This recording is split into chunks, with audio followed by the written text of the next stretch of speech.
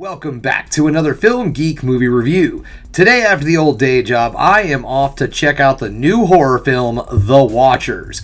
The Watchers is directed by Shauna Shyamalan, daughter of M. Night Shyamalan, and it's starring Dakota Fanning and Georgina Campbell. Now, some of you might remember Georgina Campbell from 2022's Barbarian, which was another fantastic horror film. Anyways, we're not talking about Barbarian, we're talking about The Watchers. This movie tells the story of a young artist who gets stranded in a forest in Ireland. She's then found by a group of people in this, I guess you would say, building. It's just a, kind of a building in the middle of the woods, and she takes shelter there with them. When she gets inside this building, she finds out that there is a two-way mirror, and on the other side of the mirror are creatures that just watch them like pets every night, like they put on a show or something. But that's it, they just watch them. So of course, they gotta get out of there, right? So that's pretty much the plot of the movie. It looks freaking weird, man. It just looks really odd. Definitely something I would expect from a Shyamalan. Let's just put it that way. So you know what? It's enough of me yammering on and on and on. It is time for me to get to the old day job, and then I am off to check out The Watchers.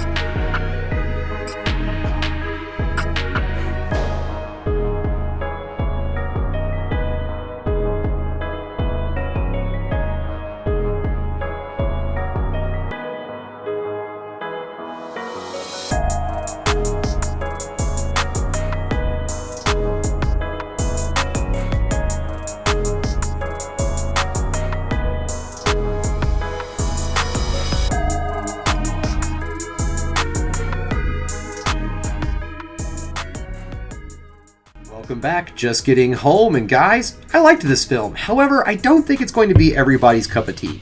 So let's get this started, shall we? Let's get things started with the negatives, then move into the positives to end the video on the ever so important high note. Now, this film is advertised as a very atmospheric, spooky, creepy creature feature. They don't give you a lot of details. All you know is that this artist, or she's actually more or less a person who works in a pet store. She is an artist, but she works in a pet store. Anyways, I digress. So this artist, pet store worker, gets stuck out in the woods, and these people who are in this building find her. She's told that there's these creatures that come out at night and that they watch them. That's it. That's all she knows. Well, as the film progresses and you start to learn more about the monsters and all, you learn that there's rules that they have to follow and everything. And the tone of the film is great. There's this just tense suspense throughout the entire first part of this film, and you really don't know what's going to happen next. And the movie does a great job of building atmosphere and scares and spookiness. It does that really cool stuff where, you might have a close-up of a character's face, but then you see something kind of weird move in the background or something. Or you might hear sounds in the, the sound system in the theater clicking or gurgling sounds getting closer and closer to somebody.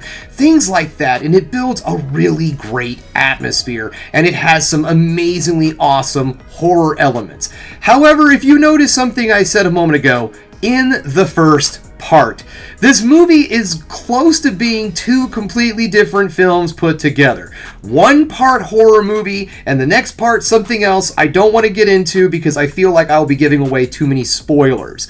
But let's just say that if you're a person that primarily watches horror films and all you ever want to watch is horror films and you can't take it when you think a movie's going to be one way and then it turns out it might have something change along the way and then the film turns into something different, and you're not going to like this, because let me just tell you that the film does a pretty good size 180 at the halfway mark, at least at the halfway mark. And then it also kind of messes with the pacing a little bit too. It suddenly feels like the movie is getting to a point where it's going to wrap up, but then it goes into that whole like, aha, not quite done yet, here we go. And unfortunately, it feels a little bit like padding. Even though it's important and it's cool that we get to see this next part, it just felt like it was tacked on there because the movie itself is not very long. The movie clocks in at just around an hour and 40 minutes, an hour and 44 minutes, and to be perfectly honest, for this film to be able to tackle all of the subject matters that gets thrown into this movie, it needed at least a little bit longer, at least 20 minutes more of just development of the story and the world and so on, because I wanted to spend more time in that dark, spooky atmosphere world, and I felt like we didn't get enough of that in this movie. It felt to me like it got you there, it got you hooked into that, and then all of a sudden, zoom, we're in something completely different. And I didn't dislike it. I was able to roll with the punches because the story is intriguing and interesting enough to keep you going. It just throws you for a loop all of a sudden because it's really like you're watching two completely different movies, to where when you leave the movie, you also feel like you sat there and watched two different movies kind of smashed together. The film does have a little bit of CGI in it, and it looks okay, but there are also some good solid practical effects. But like I said, this is not necessarily a creature feature. It does a good job of building atmosphere and all, it just doesn't hold it there for me. So if you're someone who really just likes a good scary horror film, this is not your movie. But if you're looking for something that is a little bit deeper, a little bit more than what you expected, this might be a good solid film for you. The movie, however, like I said, it tries to be bigger than it really is. It tries to cram in way too much stuff. Now, upon driving home, Charming Amy looked up on her phone, and I didn't know this going into it, but this is based off of a book, but not just one. I believe she said there's 3. And I think this movie did the thing where she tried to throw way too much of the book series into this, or I could be wrong. I have not read these books whatsoever. It just feels like there was way too much stuff that this film tries to take on, and it just didn't have the runtime to be able to flesh everything out. And one of the things that really lacked in this was good, strong characters. Now, our lead character, played by Dakota Fanning, is fine. She's a very well fleshed out, good, solid character. But there are 4 people in this film, and none of them really get fleshed out except Dakota Fanning. Now, you might learn a little bit about them, some past things, but again, this is just like throwing quirks on top. It doesn't really matter. It doesn't hold the story down, but if you're somebody who likes really deep, well-written characters, this might be another deal breaker for you. However, other than that, I was thoroughly entertained with this film. So let's get into the positives, shall we? The first thing I'm going to talk about is Dakota Fanning's performance. I thought she did a great job because there's just a lot of stuff in this movie thrown at her, and her character does have a lot of depth to her and a lot of characterization and all. Like I say, the film does mostly focus on her, and I thought Dakota Fanning did an excellent job in this film. Georgina Campbell, even though her character is not really fleshed out a whole lot in this movie, I feel like she also did an excellent job, and honestly, for what they had to work with, the entire cast did a great job. The creature design in this film is pretty cool, but you never really get to see what the creatures look like, which again, that's something you figure out why as you watch the film. But what was really cool is it does that whole thing where they hide it. You only really get to see the creature in shadows, kind of lurking around, sound effects and things of that sort, or maybe just some, leaves rustling underneath some feet or something like that. And I always love that in a creature feature film, even though, again, it's not a creature feature, it just has elements of it. I really like the fact that those elements, those horror elements, were very well designed and very well done, even if they don't stick around. I did mention the CGI. It goes from okay, not bad, to There's some moments where you're like, yeah, that's CGI.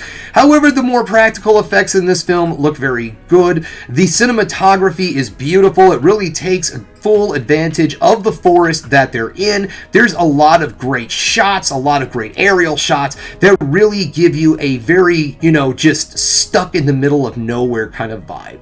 So, I mean, all in all, guys, I think that if you're somebody who's interested in a movie that's got, like I said, has a little bit more to it than you see in the advertisement, this might be a film for you. However, if that's just not something you're willing to deal with, I completely understand. You paid for something and that's what you want. This might not be the movie for you. All right, guys. That's all I have for you today. Thanks again for checking out the Film Geek. Thanks again. If you liked what you saw here today, go ahead and subscribe to the channel, ring that bell for notifications, and give me the old thumbs up so I know you like what you're seeing. And if there's one more thing you can do, folks, that is keep watching movies. You know I'm gonna.